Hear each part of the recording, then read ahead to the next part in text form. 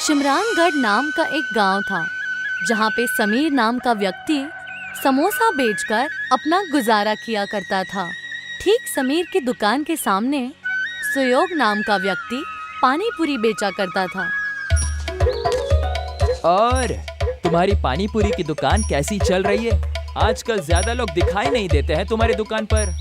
शायद लोग मेरी दुकान से समोसा खाने बिजी हो गए होंगे। भाई समीर, तुम्हारी दुकान मेरे सामने ही है, लेकिन लोग तो मुझे तुम्हारे दुकान पर भी नहीं दिखते हैं।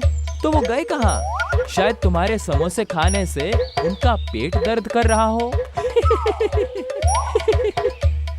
दोनों अपने अपने रास्ते चले जाते हैं। थोड़े दिन बीतते हैं और शहर से पूनम नाम की औरत गांव में आती है। पूनम के गांव में आने के बाद से लोग ना तो सुयोग की पानी पूरी खा रहे थे और ना ही समीर के समोसे। एक दिन रास्ते में दोनों टकराते हैं। भाई सुयोग, तुम्हारा धंधा कैसे चल रहा है? अब क्या बताऊं समीर, कोई आजकल पानी पूरी खाने आता ही नहीं है। धंधा एक बार में इतना नीचे कैसे चला गया पता नहीं चल रहा। ऐसा ही हाल कुछ मेरा भी है सुयोग भाई। मैंने सुना है कि कोई पूनम नाम की औरत इस कस्बे में आई है और उसने नए खाने का जायका बेचना शुरू कर दिया है। चलो फिर जाकर देखते हैं। समीर और सुयोग दोनों ही पूनम की दुकान जाते हैं और देखते हैं कि पूनम कोई गोल मिठाई जैसे खाने की चीज बेच रही है। पूनम जी, ये आप गोल गोल खाने की क्या चीज बेच रही है? इसे मोमोज कहते हैं। खास इसे मैं शहर से सीख कर आई हूँ, पर जब से मैंने दुकान खोली है सारे गांव वाले सिर्फ मेरे पास ही ये अच्छे मोमोज खाने आते हैं। अभी इस गांव में कोई भी समोसा और पानी पूरी खाना ही नहीं चाहता। तुम अभी नई हो इस कस्बे में। ये मोमोज की दुकान कस्बे में बंद कर दो।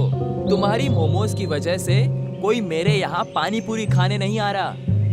ठीक कहा, इस मोमोज की वजह से मेरी दुकान पर भी कोई समोसा खाने नहीं आ रहा। मैं तो मोमोज बेचना बंद नहीं करूँगी। तुमको जो करना है करो। अभी जाओ, मुझे मोमोज बेचने दो। आए बड़े मुझे धमकाने वाले। समीर और सुयोग वहाँ से निकल जाते हैं और रास्ते में रुककर एक दूसरे से बात करते हैं। मेरे पास एक तरकीब है। जिस तरीके से ये पूनम शहर से मोमोज बनाना सीख कर आई है ना, उसी तरीके से हम दोनों भी कुछ शहर से सीख कर आते हैं। इस पूनम को मजा चखाने के लिए हम दोनों को एक साथ आना ही पड़ेगा। क्या कहते हो? हाँ, मैं तुम्हारे साथ हूँ। समीर और सुयोग शहर की तरफ निकल जाते हैं। बीच में उन्हें जंगल का रास्ता मिलता है। जब वो जंगल के रास्ते से जा ही रहे थे, तभी समीर का पैर फिसल जाता है और वो एक गड्ढे में गिर जाता है। अरे समीर, तुम कहाँ गिर गए भाई? ये गड्ढा यहाँ कैसे आ गया? पक्का किसी शिकारी ने किसी जानवर के लिए गड्ढा खोद कर रखा होगा। तभी उस गड्ढे में से समीर सुयोग को आवाज लगाता है। सुयोग, नीचे आ जाओ। देखो, यहाँ पर एक अलग ही दुनिया है। और वो देखता है कि उस गड्ढे के नीचे एक अलग ही दुनिया है, जहाँ पर दूर दूर तक एक अनोखे चमकते हुए आलू के खेत थे। तभी वो दोनों ये सब देखकर हैरान हो जाते हैं। तभी वहाँ पर एक बाबा आते हैं। तुम दोनों यहाँ क्या कर रहे हो बेटा? जी, हम शहर की तरफ जा रहे थे, तभी मैं गलती से इस गड्ढे में गिर गया। जब मैं नीचे आया तो देखा कि यहाँ तो कोई अलग ही दुनिया बसी हुई है और दूर दूर तक आलू की खेती है। ये कोई मामूली आलू नहीं है, ये आलू इच्छा पूरी करते हैं। अगर ऐसा है तो एक बार मुझे भी खाने के लिए दीजिए ना। मेरी भी एक इच्छा है। मुझे मेरी पानी पूरी की दुकान पूरे कस्बे में सबसे ज्यादा मशहूर चाहिए। मेरी भी इच्छा है कि मेरी समोसे की दुकान पूरे कस्बे में सबसे ज्यादा प्रसिद्ध हो, उस मोमोज वाली से भी ज्यादा। मगर मैं तुम दोनों की ये इच्छा पूरी करने वाले आलू नहीं दे सकता। तुम दोनों के अंदर एक दूसरे के खिलाफ बहुत जलन है।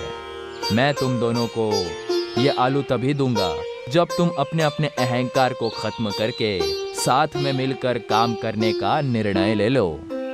दोनों एक दूसरे को देखते हैं और साथ में काम करने के लिए तैयार हो जाते हैं। बाबा उन दोनों को एक आलू के 2 भाग करके दे देता है। अब आधा आलू तुम खाओ और आधा आलू तुम, और एक साथ अपनी इच्छा को मांगो। हम दोनों कस्बे में सबसे अच्छा और मशहूर समोसा पानी पूरी बेचना चाहते हैं। आलू से इच्छा कहते ही दोनों वापस उसी जंगल में पहुंच जाते हैं। और वो जब दोनों अपनी दुकान पर लौटते हैं तो वहाँ पर समीर और सुयोग के दुकान के बीचों बीच एक आलू का दरख्त नजर आता है। ये आलू दरख्त पर कैसे उग रहे हैं? हमारी कल की इच्छा का फल ये आलू का दरख्त है। चलो इसमें से आलू ले लो। मैं इसके समोसे बनाऊंगा और तुम उस समोसे में पानी पूरी का तीखा और मीठा पानी पूरी डालकर लोगों को खिलाना शुरू कर देना। समीर पेड़ के आलू से समोसा बनाने लगता है और सुयोग पानी पूरी की तैयारी करने लगता है। जब सब तैयार हो जाता है तब दोनों अपने समोसे पानी पूरी को बेचना शुरू कर देते हैं। दोनों एक ही दुकान में काम करने लगते हैं। आओ आओ, समोसा पानी पूरी को चखो। यकीन नहीं आ रहा है तो खुद खाकर देख लो। तभी वहाँ से एक औरत गुजर रही थी। समोसा पानी पूरी, ये तो मैंने पहली बार सुना है। जरा एक प्लेट देना। सुयोग समोसा को लेकर उसमें छेद करके उसमें मीठा और तीखा पानी डालकर उस औरत को समोसा पानी पूरी दे देता है। जैसे ही वो औरत उस समोसा पानी पूरी को खाती है उसका चेहरा खिल जाता है और वो कहती है, मैंने इससे अपने पहले जिंदगी में इतना लजीज कभी कुछ नहीं खाया। ये तो बहुत बेहतरीन है। भाई और 2 प्लेट देना। 10 प्लेट घर के लिए भी पैक कर देना। जी अभी देता हूँ। धीरे धीरे पूरे गांव में समीर और सुयोग के समोसा पानी पूरी की चर्चा होने लगती है और पूरा गांव समोसा पानी पूरी का दीवाना हो जाता है। वो सिर्फ शिमरानगढ़ नहीं बल्कि दूसरे गांव में भी मशहूर हो चुके थे, मगर उनका उगता सूरज किसी और को चुभ रहा था। अब लोगों को क्या हो गया?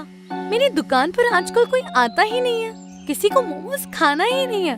सबको वो समोसा पानी पूरी खाना है। और ये समोसा पानी पूरी कितना बेकार है। पूनम खुद से बातें करने ही लगी थी। तभी वहाँ पर सूरज दलाल आ जाता है। क्या हो गया पूनम जी? मोमोज नहीं बिक रहे, इसीलिए तो परेशान नहीं है। मैं दुखी क्यों न हूँ? इतनी मेहनत कर कर मैं शहर जाकर मोमोज बनाना सीख के आई थी। मुझे कुछ करना होगा, नहीं तो मेरे लेने के देने पड़ जाएंगे। मुझे पता है कि उन दोनों की दुखती रग क्या है। क्या है? मुझे बताओ। और तुम्हें कैसे पता? सब बताता हूँ, धैर्य रखिए, मैं आपकी मदद करूँगा, लेकिन आपको मेरी मुंह बोली रकम देनी होगी। ठीक है बाबा। सूरज पूनम को आलू के पेड़ के बारे में बताता है और उसके साथ मिलकर समीर और सुयोग के समोसा पानी पूरी को और गांव से निकालने की तरकीब सोचता है। रात हो जाती है। समीर और सुयोग दुकान बंद करके अपने घर जाने लगते हैं। उनके जाने के बाद वहाँ पर पूनम और सूरज आ जाते हैं। देखिए, मैं इसी दरख्त की बात कर रहा था। यही वो दरख्त है जो अचानक से एक ही दिन में उग गया। इसी दरख्त के आलू तोड़कर वो लोग समोसा पानी पूरी बनाते हैं। मैंने कभी आलू देने वाले पेड़ के बारे में नहीं सुना है। इसमें पक्का कोई जादू होगा। आज इसे यहीं जलाकर राख कर दूंगी मैं। फिर देखती हूँ ये लोग कैसे समोसा पानी पूरी बनाते हैं। दोनों मिलकर उस दरख्त को काटने लगते हैं और दोनों काफी थक जाते हैं। पूनम जी, मैं तो कहता हूँ कि बाकी दरख्त कल काट लेंगे। सुबह होने वाली है, किसी ने देख लिया, लेने के देने पड़ जाएंगे। तुम सही कह रहे हो। चलो अभी यहाँ से निकलते हैं, कल आकर अपना काम पूरा कर लेंगे। दोनों वहाँ से निकल जाते हैं। जैसे ही सूरज उगने लगता है, समीर और सुयोग दोनों ही अपनी दुकान खोलने आते हैं और देखते हैं कि दरख्त आधा कटा हुआ है। और जैसे ही सूरज की रोशनी उस दरख्त पर पड़ती है, दरख्त वापस से ठीक हो जाता है। तुमने देखा जो मैंने देखा? हाँ, मैंने देखा किस तरह से ये दरख्त अपने आप ही ठीक हो गया। लेकिन इस दरख्त को काटा किसने था? वो अपनी दुकान खोल लेते हैं और समोसा पानी पूरी बेचना शुरू करते हैं। दिन खत्म होता है और रात आती है। समीर और सुयोग दुकान बंद करके घर चले जाते हैं। रात के अंधेरे में फिर पूनम और सूरज उस दरख्त के पास आते हैं। अरे, ये दरख्त तो हमने कल आधा काटा था, ये फिर से ठीक कैसे हो गया? अब फिर से इसे काटना पड़ेगा। आप फिक्र मत कीजिए पूनम जी, मेरे पास दूसरा रास्ता भी है। इस पेड़ को जला देंगे, ना रहेगी बांस, ना जलेगी बांसुरी। पूनम और सूरज एक लकड़ी पर मशाल जलाते हैं और जैसे ही सूरज दरख्त को जलाने वाला होता है, दरख्त की जड़ें दोनों पूनम और सूरज को अपने अंदर खींच लेती है। अगली सुबह जब समीर और सुयोग वहाँ पर आते हैं, तब वो देखते हैं कि वहाँ अब 3 दरख्त हो चुके हैं। कमाल है, अब तक तो एक ही दरख्त था, अब 3 हो गए।